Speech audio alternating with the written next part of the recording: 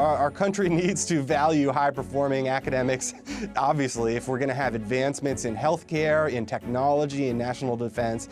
And by the way, the best way to help poor kids and minority kids is to give them a competent education in the basics so that they can go on and get well-paying jobs. The author of Race to the Bottom, a catalog of how American schools are in precipitous decline. Luke, our conversation on Tuesday was so interesting. I wanted to continue this conversation today. So pick up how the roots of critical race theory got their start in the United States. It's not a new theory. It's been around since, what, the 1970s? It's really an ideology to take things over and tear them down.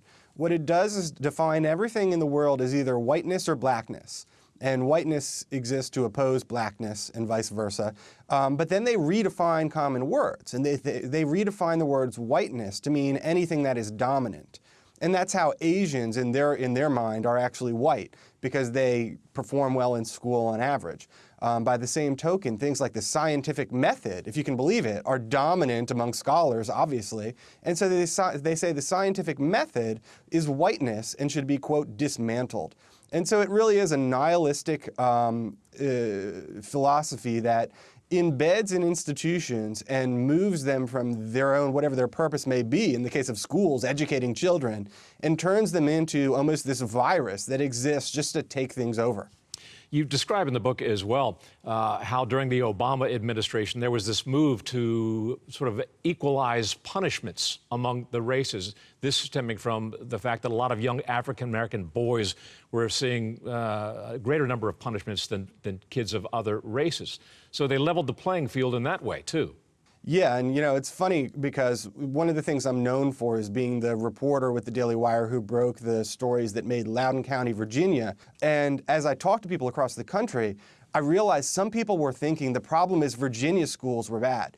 And that's why I needed to write this book, because the problem is everywhere.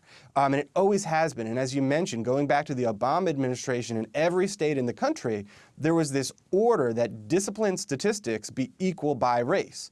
And so the problem is they weren't taking into account who was doing things. In other words, if a kid assaults a kid, he should be suspended because there's a victim there. So just like there was a rape victim in Loudoun County that was concealed and it became national news, for decades there have been kids getting beaten up every single day in America's public schools, and they have just been left there bloodied, the assailant gone free. In Los Angeles, for example, over a couple years after this letter came out from the Obama administration, suspensions declined from 75,000 to only 5,000.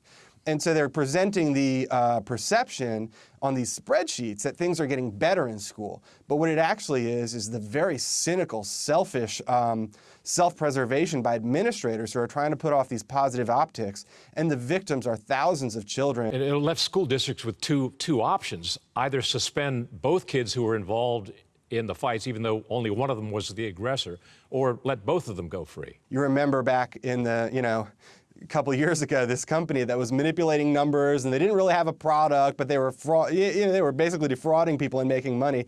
That's what the schools do. They're always moving numbers around. If we just stop suspending kids, then it'll look like the schools are safer, but they're not. If we stop administering tests, it'll look like it won't be apparent that we're failing these kids. Our country needs to value high-performing academics, obviously, if we're going to have advancements in healthcare, in technology, in national defense.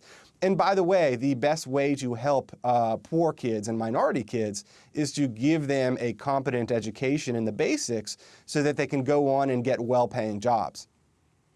Yeah, Luke, this also applies, the same sort of equity of outcomes applied to graduation rates. I recall back in the Obama administration, again, how he had a ceremony. Was it at Benjamin Banneker Elementary School, where he touted the great graduation rates, when in fact it was all a charade?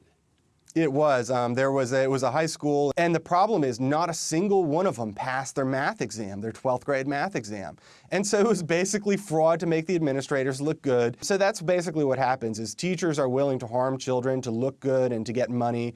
That's what parents saw in the coronavirus pandemic, and then also when the refusal to do their jobs led to kids basically learning on laptops in their family's living room, but then also they're not doing the actual rigorous academics. Right. And so what I'm hopeful for is that parents now are woken up and they're not going to go back to sleep. They're going to keep going to those school board meetings.